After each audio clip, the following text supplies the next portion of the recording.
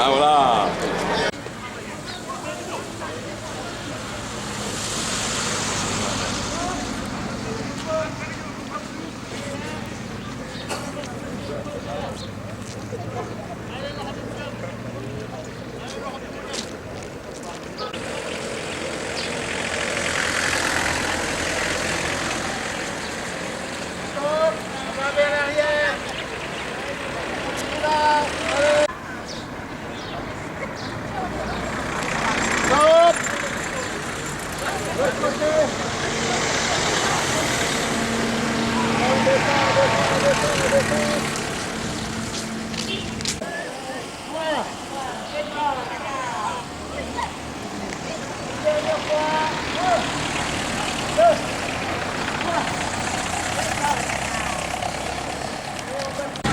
Allez, on départ.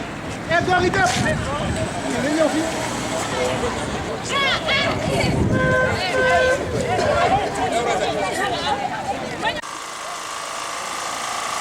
On est prêt? On ne va pas être long. On ne va pas être long. On va donner le signal pour le départ de la randonnée traditionnelle de la commune de Somone. Auparavant, rapidement, on va remercier tous les invités de toutes les communes qui ont voulu se déplacer pour venir accompagner le club randonnée pédestre de Somone. Donc si tout le monde est prêt, on va donner le départ. C'est bon, parle.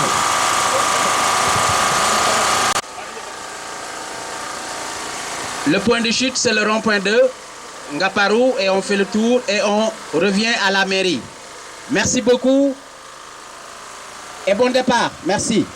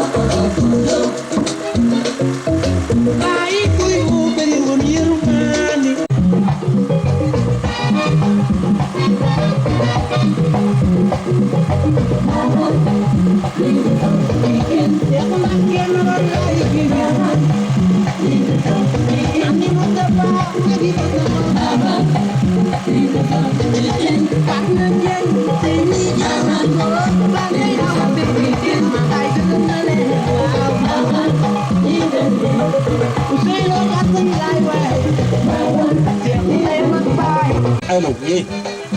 Allô. Wàññi musique waay. Salaamaaleykum le randonneur la. maa ngi leen di sant di leen gërëm. léegi nag dama bëgg a bàyyi ak sunu professeur yi nekk ci biir ak docteur yi ñu wax journée bi lan mooy njëriñam. kon grand Thioub bagage yaa ngi say loxo. asalaamaaleykum. journée Sénégal la journée Afrique la journée monde bi yëpp parce que bu ñu nee journée mondiale du sport yemaluñ ko ci Somone yemaluñ ko ci Sénégal yemaluñ ko fenn dafa yaatu. léegi nag journée mondiale du sport boobu moo tax ñuy organiser journée bii tey chaque année day nekk le 6 avril mooy journée mondiale du sport ñun waa Somone nag dañoo jàppale. ñun waa Somone dañu jàppale. Chaque dimanche après la journée mondiale du sport ñu def ci benn randonnée noonu lañu ko defe woon nag ni daaw mu tombeek le 8 avril tey dimanche bi tombeek le 7 avril yan lañ ko yàgg def fekkee ko ay déwén yu bëree bëri li tax ñu dajaloo nag ci journée mondiale du sport bi mooy UNESCO ñoo ko institué def ko journée boo xam ne nii dañoo bëgg ñëpp bàyyi seen xel ci leen mooy sport ak lañ mooy njariñam ci doomu aadama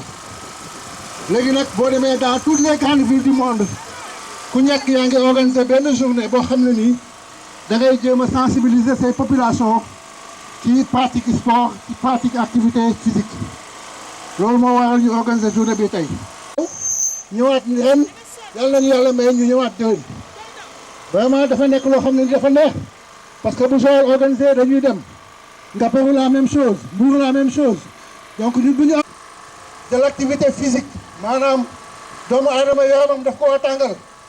am nañu chance ci biir randonnée bi ñu am ci ay docteurs yoo xam ne nii bari nañu xam-xam ci mbir moomu yàgg nañu aussi bu ñuy def sañu randonnée ñoom ñuy def ay intervention di gën a sensibiliser doomu aadama yi yaakaar naa bu ñu jógee ci randonnée bii ñuy def nii ñi ko fekkee ñëpp tey moom laa jox kàddu gi mu waxtaan ak yéen ci mbir moomu docteur Ndiaye. Merci bien Thioub.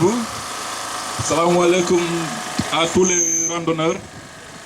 Félicitations au club de randonnée de Somone pour cette organisation. Nous sommes gërëm bu baax a baax ci initiative bi vraiment ça c'est une excellente chose.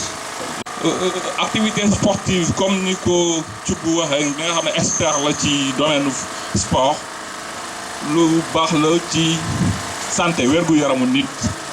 parce que dañuy wax esprit sain dans un corps sain hygiène de vie donc loolu lépp alimentation activité sportive parce que activité sportive niñ ko xamee vraiment dina participer bu baax a baax ci wér-gu-yaramu nit parce que dina permettre nit ki cellules am yi mën a fonctionner correctement parce que bëgguñu xóotal trop parce que dañuy wax exactement loo xam ne nit ñi dinañ ko mën comprendre comme ni ma waxee donc activité sportive dina permettre cellules yi ñu mën a fonctionner correctement organe nit tooke bi également dafay génn et donc activité physique dina tax vraiment loolu mën a fonctionner correctement nit ki oyof wér-gu-yaram vraiment baax sportive ak feebar maanaam yi xew également parce que am na feebar yi xew yu bëri yoo xam ne vraiment activité sportive dina participer bu baax a baax ci maanaam feebar yi comme les maladies chroniques comme diabète hypertension et je crois que bu ñu jëlee diabète donc borom xam-xam yi vraiment saytu nañ ne vraiment nit ku am diabète di def activité sportive vraiment dina favoriser ñaar yooyu cumulé vraiment ëpp na vraiment garab donc nit ki bu def activité physique vraiment am bon régime dina tax vraiment bu diabète am stable ba garab sax maanaam du ko jël et je crois que loolu lu am solo la donc nit ñi ñu ngi leen di ñaax ñu def activité sportive régulière au moins 3 fois dans la semaine marche bi ñuy def baax na pour man leneen aussi baax na donc je crois que activité physique limité wul rek ci dox vélo natation football voilà jogging yooyu yëpp activité sportive la et vraiment de manière régulière loolu nit ki bu koy def vraiment dina am une bonne hygiène de vie vraiment dina am un confort de vie parce que lu am solo la feebar yi bëri na trop et wax naa ko sànq activité sportive dina favoriser une bonne prévention de certaines maladies maanaam foogandeku yenn feebar yi hypertension mën a di lekk appétit bi ñëw également parce que booy def activité sportive ces cellules yi day dund vraiment dafay soxla ferñeent et vraiment loolu dafay stimuler appétit ba nga xam ne nit ki dina mën a lekk correctement vraiment pour métabolisme korom parce que cellules yi dañ koy soxla en tout cas je crois que am na suñu yenn collègue pharmacien yu si nekk muy docteur Ba de Ndakaaru et docteur Sané bu Somone vraiment ñooñu aussi vraiment dañuy soxla vraiment seen contribution vraiment ñu gën a yee nit ñi. li ma jiitu monsieur Thioub qui est un spécialiste du sport monsieur Ndiaye qui est un spécialiste de la santé seen contribution rafet na te doy na mën naa ne bu fi amoon sax ñu tënk ñu retenir tuuti rek ci li ñu wax mun nañu ñibbi xanaa ñàkk bañ a mën a wax rek yokk ci tuuti rek wax un peu ci mbiru hygiène bu ma waxee hygiène nag maa ngi koy waxee ci présence su le commandant Mamadou Ndoye qui est un spécialiste de l'hygiène qui est là parmi nous aussi donc xëy na hygiène environnement bi thème la d'actualité boo xam ne dañ ci war a bàyyi xel bu baax mais xëy na dinaa bàyyi peut-être monsieur Ndoye wax ñu ci tuuti jàngal ñu ci tuuti hygiène de vie bi monsieur Ndiaye ñëw na ci lu bari notamment sport bi ak nutrition bi lekk bi li ñu war a lekk ak ni ñu koy lekkee hygiène alimentaire bi nag ñëw ci li ñuy war a lekk dafa war a sell booy def sport boo dul def sport ñu war a naan ndox bu bari am na ñu bari nag dañuy wàññi sax li ñuy naan ndax hygiène bi mu leen di mën a indi waaye loolu sax baaxul ci santé nit ki ndox bi dafa war a sell gis nañ ndox boo ko jëlee foo ko mënta jëlee boo ci defee quelques gouttes d'eau de javel rek nga sellal ko nañu ko désinfecté sellal ko balaa ñu koy lekk boo ñëwee ba ci alimentation bi ñu moytu yenn yi ñu ciy def du lu baax yenn yi nag waxuma ko comme yokk ci ay café ci lekk ak ci añ ak ceeb ak ñu mel noonu yooyu moo waxuma ko ñëpp xam nañ ne baaxul kër ma ji ñëpp xam nañ ne activité boo xam ne bii dafa dugg ci cadre prévention mais également am lu muy njëriñ ci wàllu traitement parce que activité physique du rek pour aar mais également dafay faj ñi am jafe-jafe physique maanaam di gaaw a sonn wala di am tension wala les diabétiques dafa bokk seen traitement di def activité physique parce que activité physique boobu mooy yee yaram bi ba mu mën a résister si jàngoro boobu nga xam ne moo nekk si doomu aadama bi. amul koo xam ne kii docteur def naan bul dox amul ko feebar amul koo xam ne kii da nga ànd ak laago activité physique ñëpp lay war da ngay gis sax malade boo xam ne bi dafay feebar tëdd biir hôpital mais infirmiers yi ak infirmières yi nekk ak moom am nañu chaque jour chaque semaine ay exercice physique yu ñu koy defal sànq mu ne ñam yi ñuy lekk mooy dundal suñu yaram mais loolu mooy dëgg mais na fekk ñu mën ko utiliser parce que bu fekkee da ngay lekk lu niin di lekk lu saf suukar te doo def exercice physique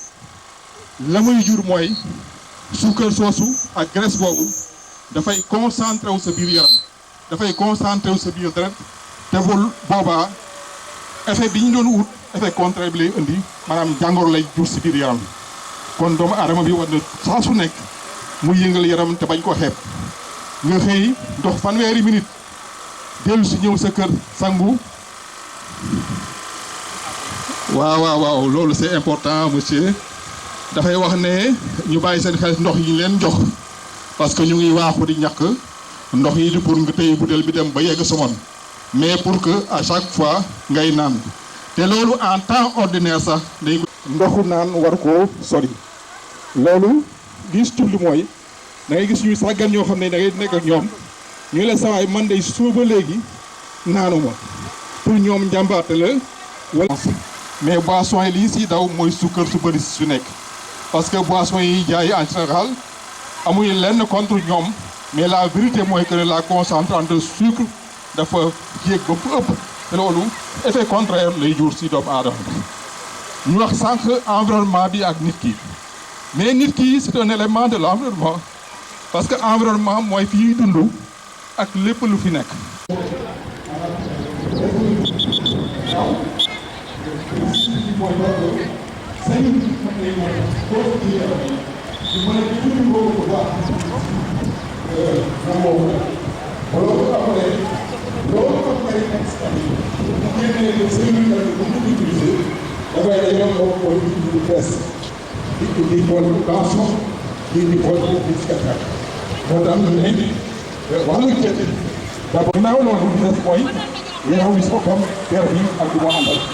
loolu aussi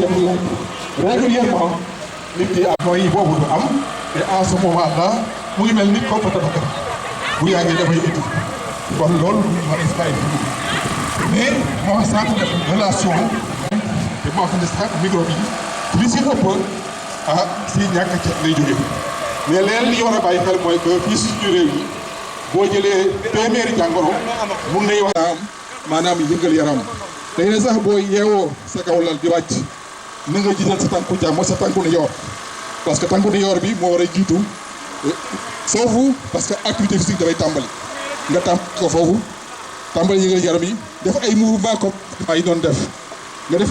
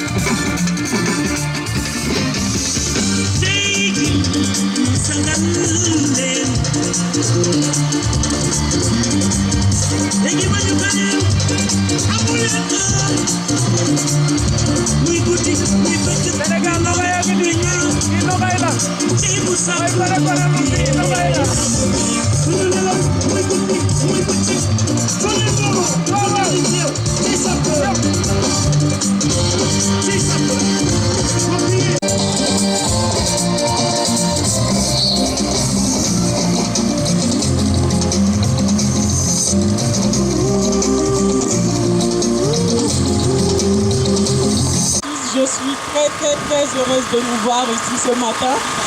Excusez-moi mon français, mais je ne comprends pas beaucoup le Wolof. Donc je serai obligée de mélanger et le Wolof et le français. J'espère que vous allez très bien.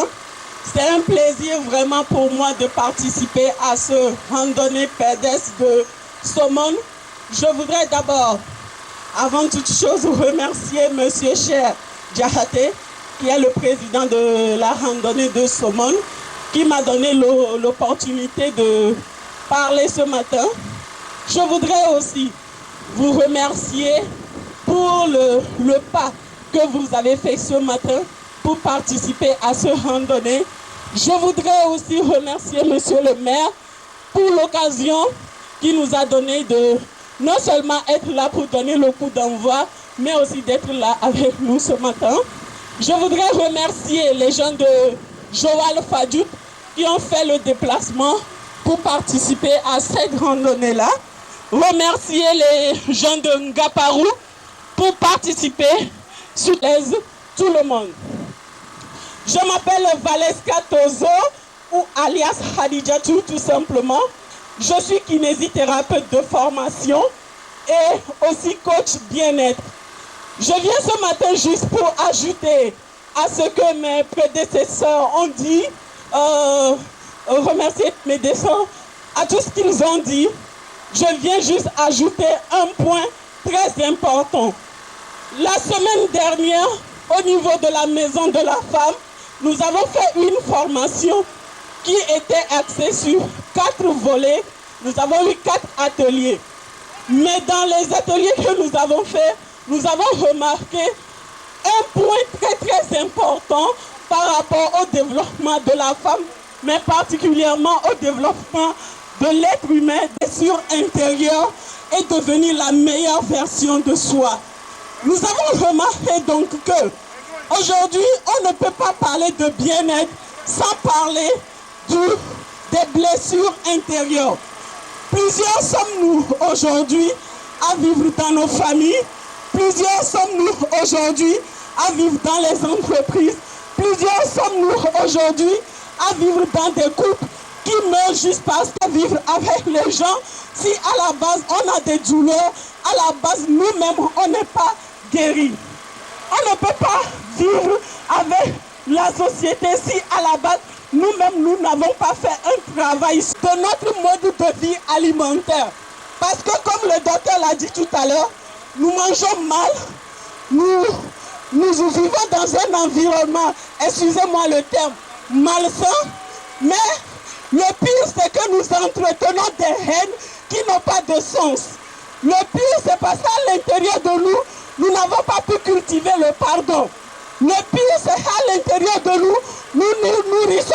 des événements qui nous ont traumatisés depuis 10 ans, depuis 20 ans, depuis notre adolescence. Mon père m'a fait tel, ma mère m'a fait tel, mon ex m'a fait tel, mon mari m'a fait tel, ma soeur m'a fait tel. Et aujourd'hui, ça nous détruit. Aujourd'hui, ça nous détruit. On ne peut pas, comme je dois pouvoir repartir à la base.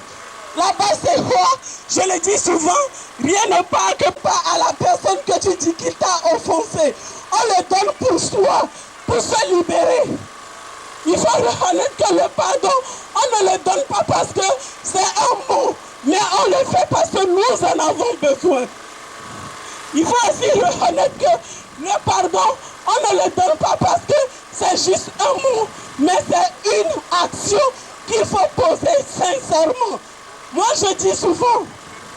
si tu dis à quelqu'un que je t'ai pardonné et que ce n'est pas réellement ce que tu veux, c'est pas la peine de le faire.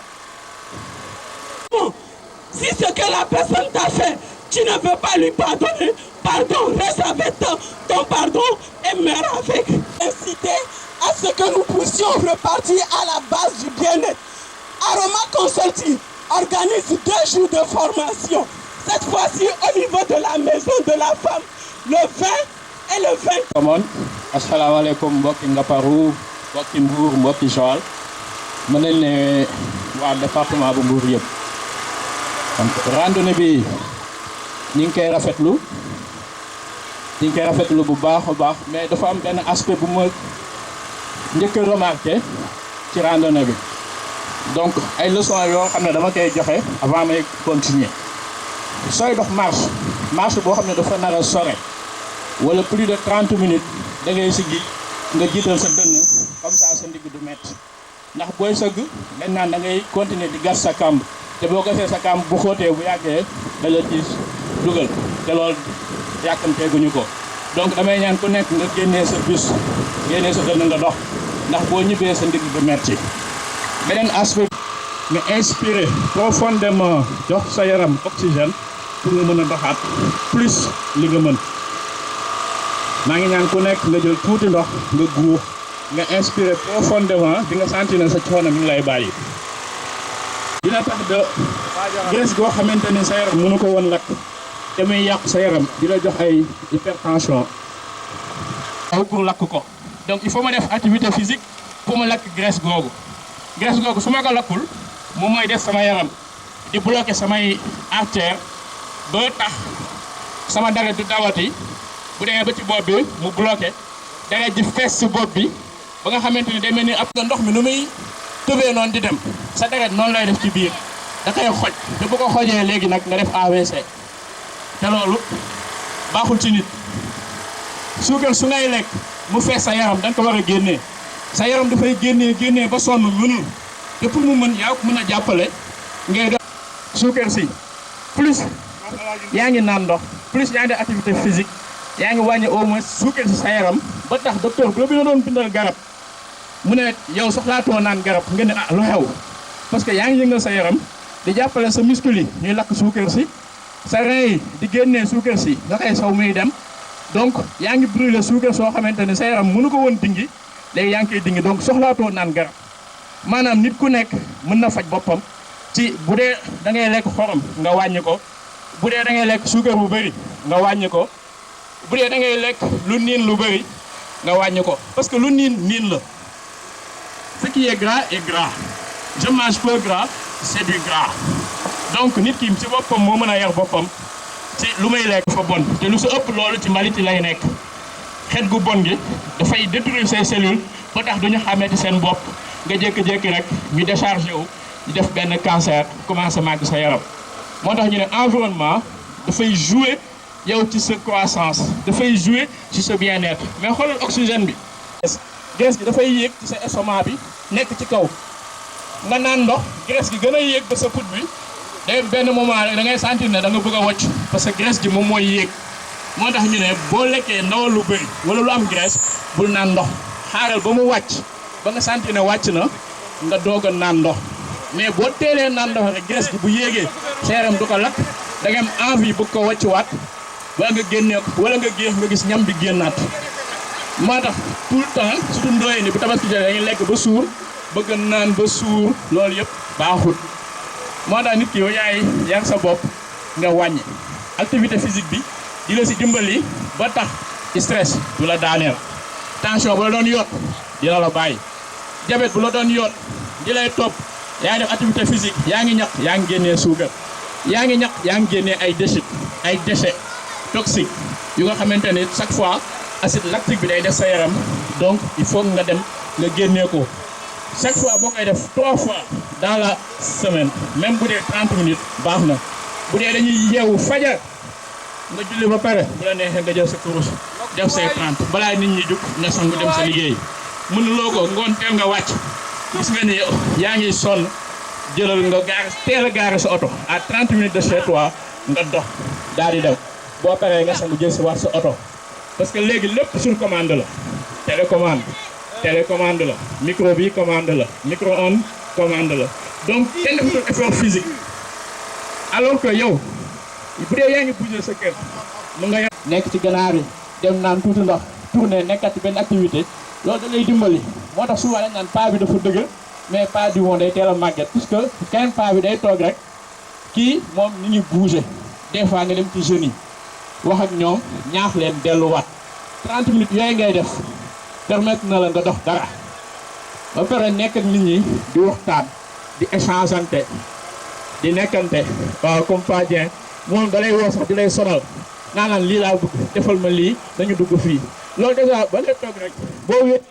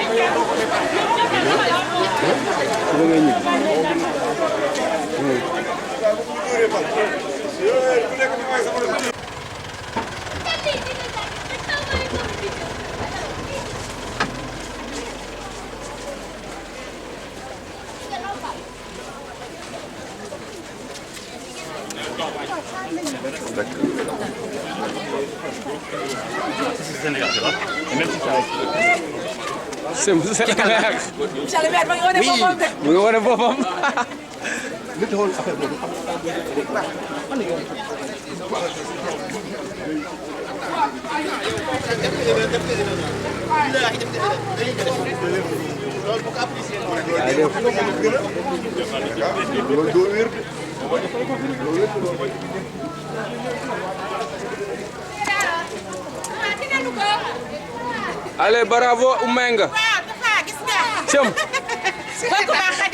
Merci chérie.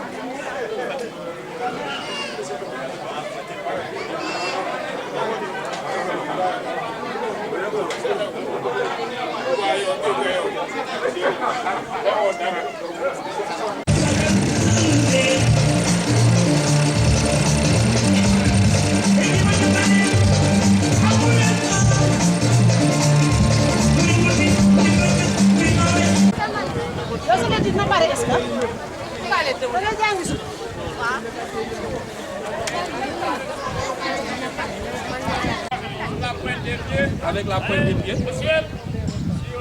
Allez, on revient. Allez, à droite. On expire, on expire. On revient. Bien étiré. À gauche. On revient. Devant.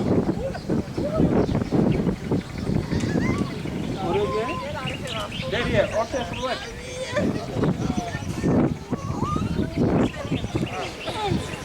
Même exercice, mais maintenant on écarte le petit peu. Sans la pointe des pieds. Jambar. Et puis, moi, je vais le après. Maintenant, avec la pointe des pieds. On revient à droite.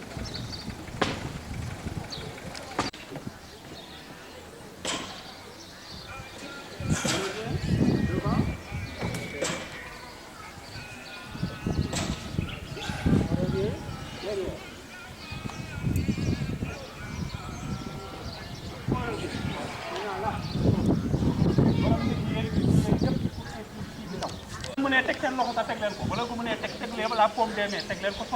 c'est pas grave. On revient.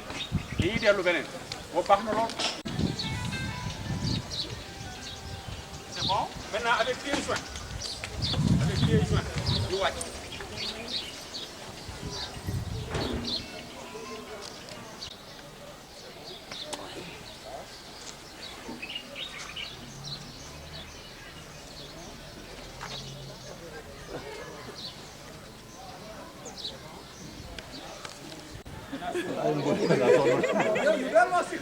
Ay, da ngaa sonn yow. Attention ñi mën a miir daf leen dànk rek.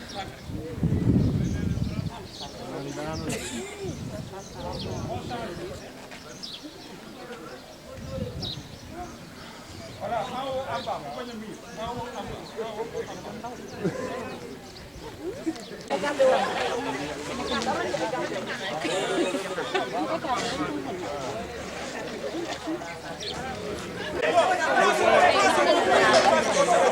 Ok, c'est bon, c'est bon.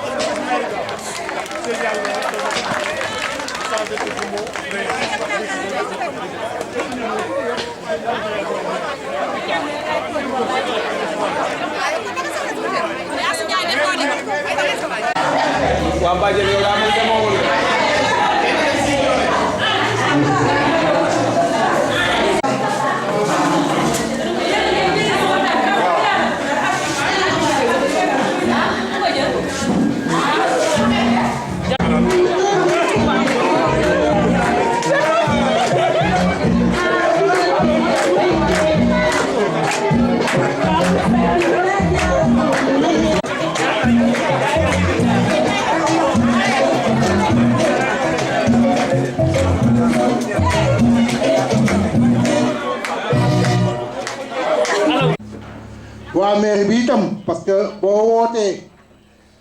sa maire ñëw taxaw jàppale la ñu wax premier adjoint de maire ñëw taxaw jàppale la ànd ak ñun solo la loo xam ne nii il faut ñu wax leen ko monsieur le maire ñu ngi lay sant di la gërëm bu baax a baax a baax ci taxaw bi ñu taxaw ci bésu tey bi yow ak sa premier adjoint bi toog deuxième adjoint bi itam parce que ñëpp maire bi yëpp taxaw nañ ci boo xoolee club randonnée bi li tax mu neex majorité bi yëpp ay conseillers municipaux lañu loolu dafa bokk ci loo xam ne dëkk bu mag la dëkk bu ñu ràññee la ci Sénégal waaw kon boobu ñuy sant monsieur le maire bu ñu jógee ci sant boobu ñuy sant monsieur le maire ñu def ñu bëri dañ naan li ñuy def fii ci club randonnée bi dafa jafeñ pour def ko ci Somone maanaam dajale nit ñu bëri ñoo xam ne nii sur le plan politique bokkuñu lu ñuy xalaat sur le plan lu mel nii donc loolu dañ ci sant yàlla di leen di gërëm parce que ñoom ñëpp saa yu ne dañuy def dara ñëpp ñëw taxaw ku nekk def di dara loolu lu am solo la donc il faut ñu remercier membre parce que jigéen ñi vraiment am na ci part de responsabilité boo xam ne nii lu am solo la il faut ñu wax ko tey bu ñu remercier ñooñu dafa am empêchement benn handballeur bu nekkoon stade de Mbour moo décédé démb ren saltige la nekk sax mais stade de Mbour la nekkoon yàgg na fa donc préfet joxoon na gàntam ne am na beneen manifestation bu muy dem boo xam ne nii mënu fa bañ a dem donc du mën a ñëw mais biig la madame Badiane woote mu ne dëj boobu il faut que ñoom ñu dem ci moo tax mënuñu ñëw tey mais il faut ñu remercier leen parce que même correspondance bi dem ci préfet bi ñu demee ci madame Badiane jox ko boppam dafa ñu ne ana lettre préfet ñu ne ko mu ngi nii mu ne la jox leen ma visé ko bala ngeen ko yóbbu préfecture sinon bu demee secrétariat dañ koy indiwaat fii ba ma visé ba pare muy soog a dellu donc loolu yëpp ay jàppale la te loolu boo ko def tant que lettre bi demul ba ñu enregistré ko pare mu soog koy visé mais visé nañu ko nañu bu ngeen demee nga yóbbu ko comme ça dootul ñëwaat fii di dellu donc loolu yëpp ay jàppale la préfet bu Mbour si ñu koy jàppale. mais le président Sall ñu ngi lay remercier itam ci kii bi ci ñëw bi nga ñëw lu am solo la. boo gisee nag randonnée bi am benn sobriété ren par rapport ak population Somone dafa am ay événements yu fi am maanaam je crois que monsieur le maire bu ñu ko joxee parole ba mu wax dina ci wax mooy dañu am sañu benn kilifa bu mag bu fi jógee semaine passée vendredi la fi jógee kilifa bu mag boo xam ne nii defe naa fii ba 1 mois fii ba 1 an lu ñuy def ci Somone rek war nañu fàttali ko waat mémoire am bu baax. parce que daf lu ñu doon jàppale ci lépp lu ñuy def wàcce boppam ba nekk xale muy président délégué de quartier yi nekkoon délégué de quartier bu ginnaaw raay ñu di ko wax El Hadji Moussa Diakhaté dafa jóge vendredi passé muy nekk tiis bu rëy boo xam ne ni pour man sax tiis boobu dafa feeñ ci randonnée bi parce que waa Somone yëpp participé wuñ comme ni ñu ko participé woon daaw donc il faut que ñu wax loolu lu am solo président. Aujourd'hui un docteur qui est à la pédiatrie de Diamniadio. Donc, vous voulez lui donner la parole pour terminer son intervention. Et pour information, OMS NENA, top 1 gramme de sel par assiette.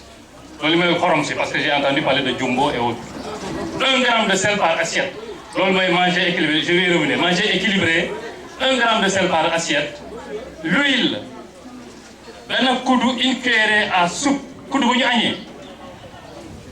une assiette. Ça va être 45 ml parce qu'une cuillerée à soupe c'est 15 ml. Le manger équilibré. Pour l'huile. Le sucre, il n'est pas nécessaire pour nous de prendre manger sucré. Les enfants, oui.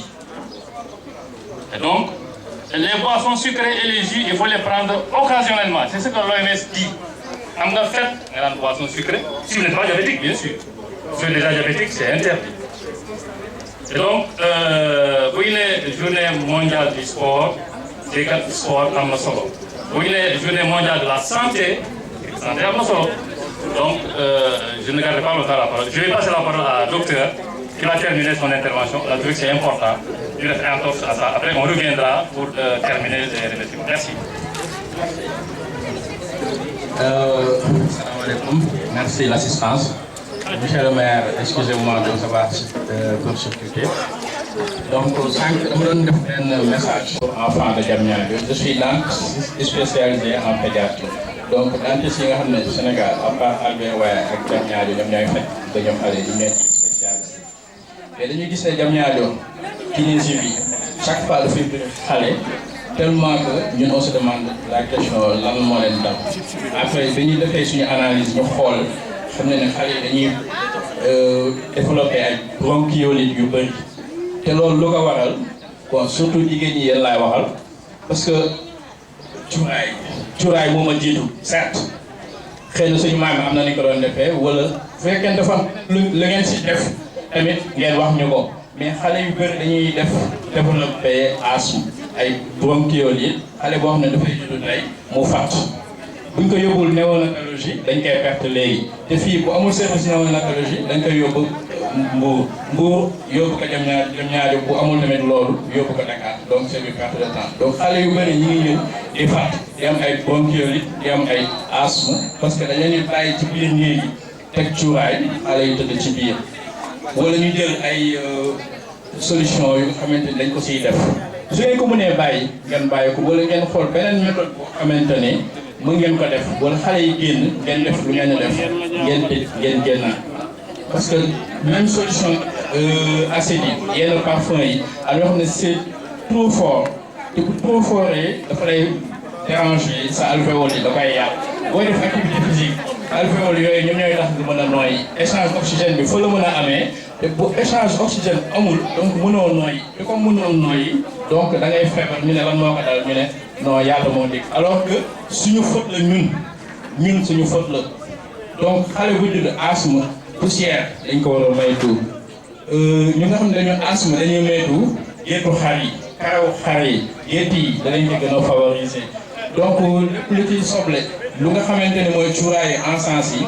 ngir yàlla nañ ko xoolaat nañu def parce que ñun xale yi tey 25% lañ mais suba ñi fi toog ñii ñëpp on est 100% mais démb ñun ay 25% lañu woon donc tey ñoo yor dëkk bi donc suñu xale yooyu ëllëg ñoom ñooy nekk 100% ñi nga xam ne ñoo yor dëkk bi donc nañ leen jàppale bu baax ndax ñoom xamuñu dara dañuy doog a juddu mënuñu wax day metti mënuñu wax xiif naa yooyu rek lañ koy defee donc ñu ñoo leen war a comprendre je vous remercie. defar na si biti kon nag maire merci waaw léegi dama bëgg a bàyyi ak président yi ñu ñëw jël parole président Dieng dañoo sànni si moom après jox sa collègue président yi fi mais comme fu ma dem noonu la ñuy defal kon monsieur Ndoye commandant Ndoye ah commandant Ndoye parole bi yaa ko moom. Merci beaucoup monsieur le président Diakhaté président honneur la ndax man duma président mais président bi bu ne wóolu bu ne ma naa wax si turu club bu Ngaparou je ne fais que m'en réjouir merci beaucoup monsieur le maire ñu di nuyu président club bu Somone di nuyu également suñu yeneen amis yi jógee Joal yi jógee Mbour yi jógee Saly non seulement des amis mais des parents parce que gox bi ñu ñi fi dëkk yëpp ay mbokk lañ lii fi xew dal si waa Somone muy tiis monsieur le maire démb mag moom foofu lay yendu ndax kooku sama doom bàjjan la lenqen yaayam ak sama papa ñu bokk ndey ak baay mu nekkoon kilifa bu mag kon loolu mu dalee si kaw waa Somone ba tax journée bi ni ñu ko séentoo woon moo am un peu de plus de silence ñun on comprend kon El Hadj Moussa Diakhaté yàlla na aljana di wàcc kaayam yàlla na rëcc lu mu doon def si àdduna bi yàlla na yàlla teg loxo si njabootam mais teg loxo si monsieur le maire bi ndax ñun famille bi xam nañ bu baax donc mais dañuy dox également mais weccante xalaat ñi ëpp xam-xam ci domaine boobu yokk ñi ci des parce que lii lu am njëriñ la ci prévention dans le cadre de la santé mais également ci traitement des maladies parce que ñi am beaucoup de maladies yoo xam ne ay maladies chroniques la lii dafa am njëriñ ci ñoom parce que c'est un médicament ñi nga xam ne ñi loolu dalu leen lii également moyen de prévention la maanaam vaccin la daf leen di ñàkk pour ñu bañ a jàngoro dégg ngeen léegi docteur Diaw par rapport aux enfants je crois que loolu c'est très important te ay information ay banalité la ay affaires yu sew la yoo xam ne dafay di xew nit ñi di ko def sans se rendre compte que ne kii ay risques yu bëri lay indi si njaboot kon vraiment ñii également participer ci communication yëpp ñu ngi leen di sant leen gërëm mais yoon déglu également ñu wax leen ne même bu dee ñaari poñ yoo si fa ñu mën a ñetti xamante mais il m'a rendu d'énormes services ren bi sama doom bi génnee àdduna dama ñëw di ko wax mu ne ma jar woon mooy ngay ñëw il fallait juste m'appeler je règle le problème waaw si loo xam ne lii ku mu fi bàyyi la mu doon def formation en matière de pharmacie mais mu jël na ko entièrement en charge durant 45 jours la ñu waxoon mais xale bi def na presque 3 mois xaw ma 4 mois waaw loolu wane ne tey pourtant randonnée bi dañuy def connaissance te lañu xamante jaxate président ren ñëw na ñaan sama jabar je crois que randonnée bi facilité affaire bi parce que dafa ñëw de mu ne yow la mu ne waaw mu ne ma man de maa ngi ñibbi kon li ma doon wut faju na vous voyez ce que ça crée c'est des choses concrètes yoo xam ne mun naa ko fi wax te lii moo ko jox kon loolu la ñu amoon si turu président Dieng je ne sais pas ndax waxal nit yombul mais j'ai juste pensé que ne loolu vraiment lu am solo loo xam ne war nañu ko wax mën nañu ko échanger si turu club bu Ngaparou merci beaucoup. dinaa def nag benn loo xam ne lii bokk ci dugal ko ci ndax dañuy indi yóbbante monsieur le maire ñaari tableau yi aussi programme bi randonnée boobu ñu si invité club bu département bi yëpp ren bi ñu defee randonnée bi xorom set mu ne vraiment dama bëgg remercier ñëpp ñi nga xam ne ñii participé nañu 72 heures yi muy bërikat yeeg fecckat yeeg tëggkat yi mais également randonneurs yi malheureusement mu am retard si confection wu diplôme yi mu ne ñu yéen day yéen maax yéen a dëkk mën naa leen jox soman jege ne mu leen jox mais Saly ak Joal yi nga xam ne ñi jotuma leen a jox comme soman lay organiser soman ak Ngaparou benn la profiter de l'occasion bu ngeen demee bu nga fekkee monsieur le maire sama naatangoo sama rak sama xarit ngeen jox ko mu remettre le président le maire de Somone ba bu remercier distinction yi nga xam ne moom dafa Joal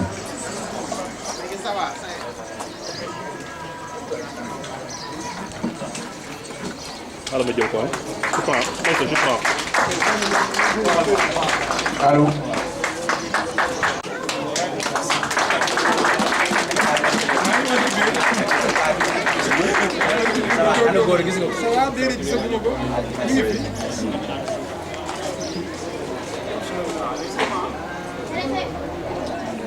des populations. Vraiment, monsieur le maire, merci.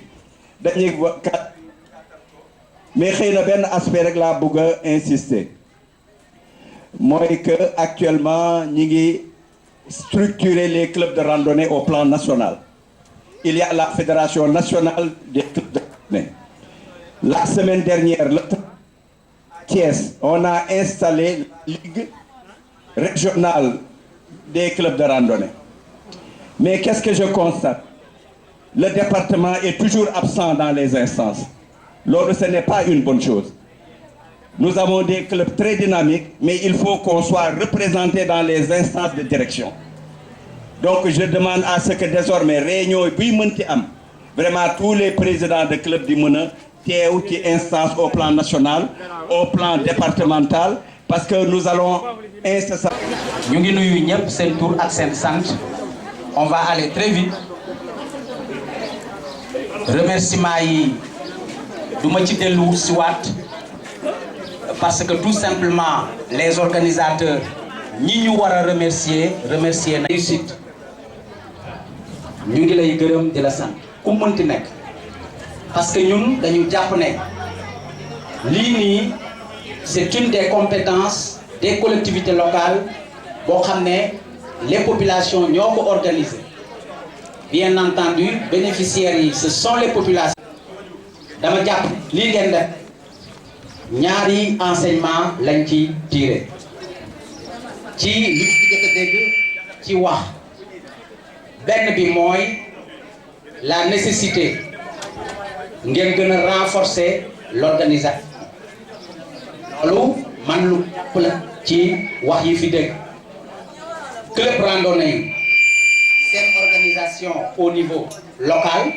waaye tamit seen organisation interne entre ñoom interclub lu am solo la beneen bi ci des nag te ëpp solo pour ñun mooy les informations à caractère médical liées à la prévention te mu génn fii parce que effectivement je pense que communication yi c'est très important bon daal pour bañ leen téye rek parce que loolu la ñu wax ñun ñu ngi seen gannaaw ñu ngi seen wet par rapport ak ñaari point yooyu c'est-à-dire nan ngeen di gën a renforcer seen organisation entre yéen les clubs de randonnée yi fi nekk au niveau de la Petite Côte mais aussi profiter chaque fois que manifestation bu mel ni am les informations puissent être des informations utiles aux populations te loolu génn na fi donc ñun dañuy jàpp ne wax fa dëgg yàlla loolu maturité ñi ñu gis ci club yi ñun loolu amuñu ci lu ñuy xalaat parce que il faut le dire quand on a des personnalités de la trempe de monsieur Ndoye ak ñeneen les docteurs qui sont là nekk ci biir docteur Sané et tous les collègues pharmaciens médecins ou autres qui sont là loolu ñun suñu xel day dal leneen li ci des rek mooy yéen ci seen bopp ngeen dérouler comme on le dit que vous puissiez dérouler et nous on sera derrière vous loolu la ñu mën a wax. Je ne vais pas terminer sans remercier le maire de Ngaparou qui m'a fait l'honneur de remettre à sa place les diplômes décernés au club de Joal, je pense, et de Saly. Donc, monsieur le secrétaire municipal,